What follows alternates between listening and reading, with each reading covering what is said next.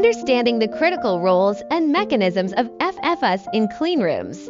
In the realm of cleanroom technology, fan filter units FFUs stand as pivotal components ensuring the maintenance of high air quality standards. As industries across the globe continue to adopt stringent cleanliness protocols, understanding the functionality and importance of FFUs becomes essential. What is an FFU? A fan filter unit is a type of air filtering equipment widely used in cleanrooms to provide pure air by eliminating airborne particles.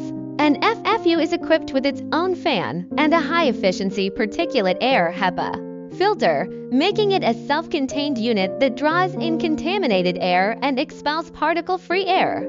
The working principles of FFUs.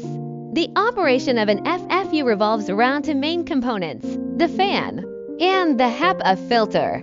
The fan pulls in ambient air and forces it through the HEPA filter, which captures up to 99.97% of airborne particles as small as 0.3 microns. This process ensures that the air distributed in the cleanroom meets the desired cleanliness level.